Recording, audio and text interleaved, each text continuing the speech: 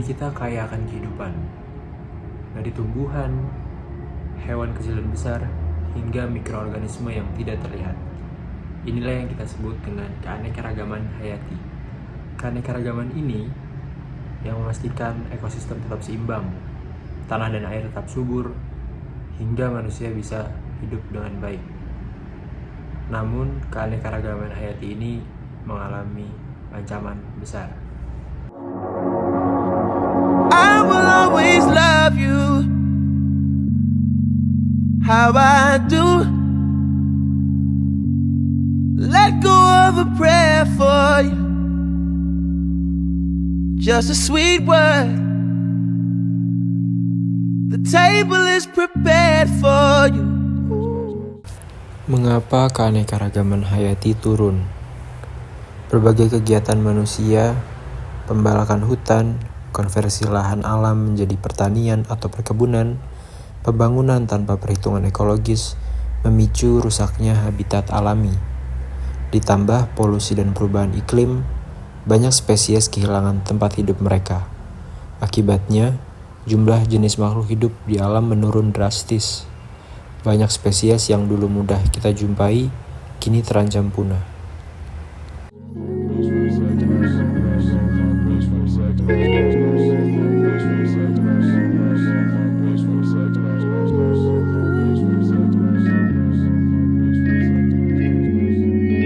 Wishing you Godspeed, glory. There will be mountains you. Dampak terhadap lingkungan dan masyarakat. Pertama, keseimbangan ekosistem terganggu. Rantai makanan bisa rusak, penyerbukan tanaman terganggu, hingga penurunan kesuburan tanah dan kualitas air. Kedua, lingkungan kehilangan fungsi alami. Hutan atau lahan basah yang dulu menyimpan karbon kini hilang, sehingga perubahan iklim semakin cepat. Ketiga, masyarakat ikut merasakan dampaknya. Ketahanan pangan melemah karena hasil pertanian menurun. Risiko bencana alam meningkat, serta kerugian ekonomi di sektor perikanan, pertanian, dan juga pariwisata. Yang keempat, nilai budaya dan identitas komunitas bisa hilang, terutama bagi masyarakat adat yang hidupnya selaras dengan alam.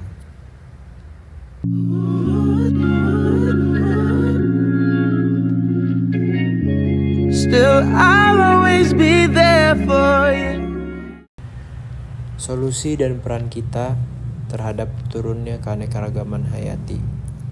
Salah satu solusinya adalah konservasi dan restorasi habitat, reboisasi, perlindungan kawasan alam, dan penghentian konversi lahan sembarangan. Kita juga perlu beralih ke sistem produksi dan konsumsi yang berkelanjutan. Pertanian dan perikanan ramah lingkungan, pengelolaan sampah dan limbah dengan bijak, serta pengurangan polusi.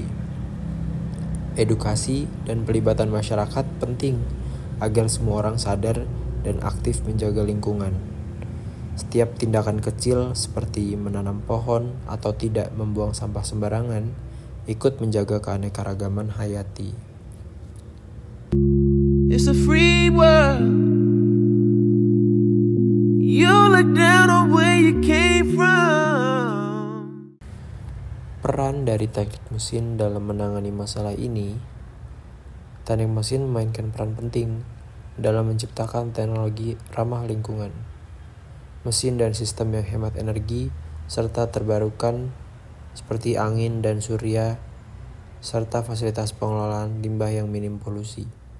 Insinyur mesin bisa merancang perangkat untuk pemantauan lingkungan, misalnya sensor, drone survei, atau sistem penginderaan jauh, sehingga kondisi ekosistem bisa dipantau dengan cepat dan akurat. Teknologi juga bisa dipakai untuk restorasi. Mesin penanaman, alat rehabilitasi lahan, atau sistem restorasi terumbu karang otomatis yang membantu alam pulih lebih cepat.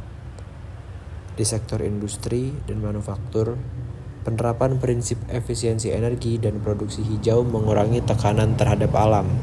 Dengan demikian, teknik mesin membantu mengurangi eksploitasi sumber daya alam secara besar-besaran. Sometimes But you'll have this place to call home. Always.